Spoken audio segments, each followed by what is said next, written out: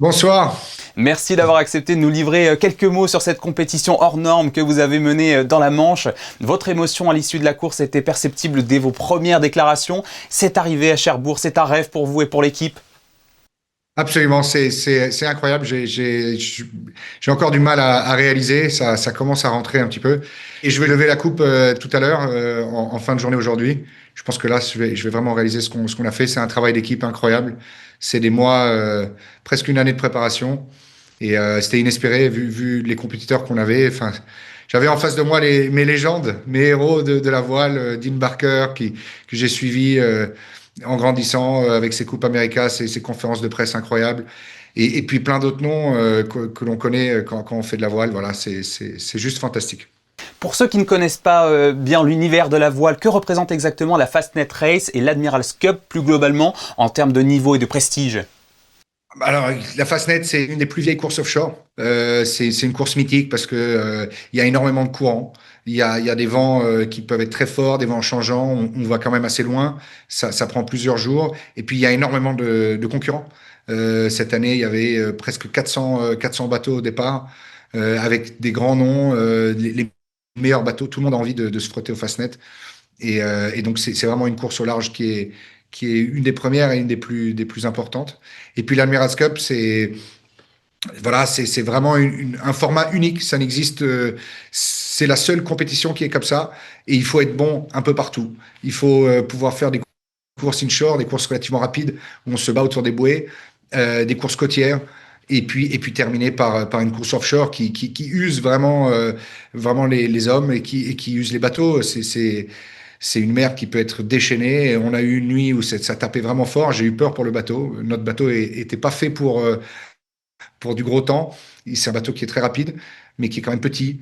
Et donc ça a été pour moi une des courses les plus fatigantes que j'ai jamais eu à faire. Et pourtant, j'en ai quand même fait quelques-unes. Donc voilà, c'est beaucoup, beaucoup d'émotions. Et justement, cette dernière étape de la Fastnet a visiblement, donc comme vous l'avez dit, été la plus éprouvante et la plus serrée. Racontez-nous la bataille que vous avez livrée jusqu'au dernier bord à bord.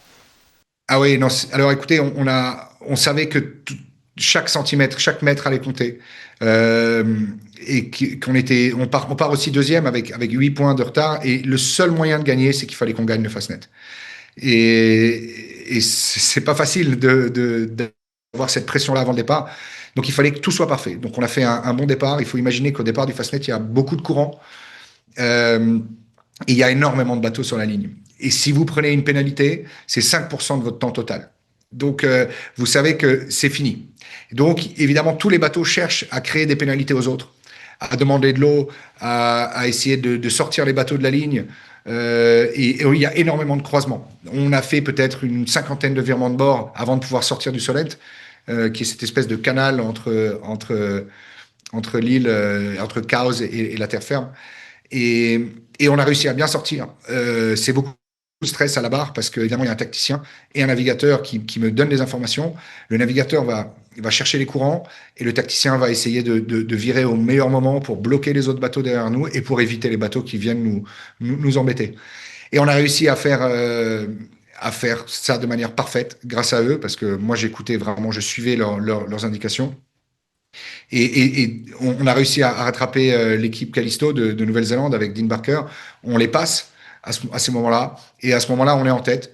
Et là, grâce à Will, notre navigateur, qui a fait un travail exceptionnel, il avait fait un plan très précis de ce qu'il fallait qu'on fasse. Et on l'a suivi à la lettre. Et on a réussi à maintenir la tête de la course jusqu'au Fastnet. Notre point faible, évidemment, c'était au portant, quand on descend du Fastnet avec le vent. Notre bateau est moins rapide que les autres, surtout quand il y a beaucoup de vent. Et là, on s'est fait rattraper, mais on avait réussi à construire cette avance suffisante. Et ensuite, une bataille terrible à la fin. Les 8 dernières heures où il fallait qu'on colle au bateau, il nous devait un petit peu de temps, quelques minutes, donc il fallait qu'on reste avec lui. Et évidemment, ils ont tout fait pour essayer de nous lâcher. Ils ont multiplié les manœuvres, les virements de bord, pour qu'on fasse une erreur et qu'ils puissent prendre de l'avance. Eux n'en ont pas fait et heureusement nous non plus. Et donc, ça a ajouté encore de l'émotion. J'ai encore des images dans ma tête à l'île de Sainte-Anne devant Cherbourg où il y a des rochers partout et on faisait des empanages autour des rochers. À un moment, il y avait 7 nœuds de courant. Enfin, j'ai jamais vécu ça. C'est-à-dire, on allait peut-être nous à 12 nœuds et vous avez 7 nœuds contre vous. Donc, en fait, vous avancez très doucement. Voilà donc une grosse aventure accentuée par les caprices de la Manche. On vous a senti très investi tout au long de cette épreuve, toujours au service de l'équipe. Une expérience que vous avez pris plaisir à nous faire partager, notamment sur les réseaux sociaux. C'était aussi une manière de partager votre plaisir? Absolument. Écoutez, j'ai essayé de donner un petit peu d'informations sur nous, sur le bateau, sur les sensations que j'avais. Je pense que on voit un petit peu la fatigue sur mon visage au fur et à mesure des jours. C'est une fatigue qui est vraiment profonde, qui vous prend jusqu'aux os. C'est très étrange à expliquer. Il faut le vivre pour comprendre. Euh, Vous savez, c'est dingue parce que on pousse les limites. Jamais vous conduiriez votre voiture dans cet état-là de fatigue. Et pourtant, on doit travailler en équipe sur un bateau où il y a des risques. Et voilà, j'ai essayé de partager un petit peu ces moments. À un moment, j'ai arrêté de partager pour plusieurs raisons. Évidemment, la fatigue, le stress. Et l'on imagine que cette victoire vous encouragera à vous lancer d'autres défis. Est-ce que vous êtes en mesure de nous dévoiler justement quels seront les prochains? Non, là aujourd'hui, vraiment, alors ça va mettre un peu de temps. J'ai aucune envie de remonter là sur un 40 pieds au large. Là, je suis encore vraiment fatigué. Je pense que ça va prendre quelques jours. Non, là pour l'instant, j'ai pas vraiment d'idée. Pour moi, c'est déjà incroyable. C'est une course. J'ai grandi avec l'Admirals Cup. Enfin, on va suivre l'Admirals Cup. Ça fait 20 ans que ça n'a pas été organisé. Première participation de Monaco. Voilà, c'est énorme. Moi, je veux juste dire que j'ai vraiment beaucoup pensé au pays, aux Monégasques, aux membres du club. Ça m'a poussé parce que ça me donnait énormément d'émotion de me dire que je pouvais rendre tout le monde fier. Je pense il faut que Monaco, voilà, on peut être fier. On est aujourd'hui, pendant quelques semaines, on va être le centre du monde de la voile. Euh, Toutes les personnes qui font de la voile dans le monde entier, euh, voilà, on a mis Monaco sur la carte. C'est incroyable. Je reçois des messages de félicitations de tout le monde et je remercie vraiment tout le monde pour ça.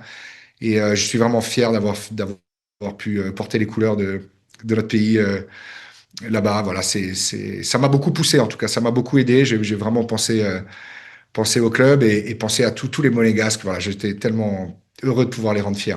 Et c'est un magnifique message de conclusion. Merci beaucoup Pierre Casiraghi de nous avoir accordé un peu de votre temps pour répondre à nos questions sur Monaco Info et encore un grand bravo. Merci. Et je veux juste ajouter qu'on va ramener la coupe à Monaco. Et je pense qu'en septembre, on va la lever au club. Voilà. Et donc, j'espère que tous ceux qui sont intéressés de la voir, c'est une des coupes les plus belles. Elle est magnifique. Et donc, on va faire quelque chose pour que tout le monde puisse partager ce moment-là. Le rendez-vous est pris. Merci beaucoup. Merci. Bonne journée. Merci. Bonne soirée. Merci.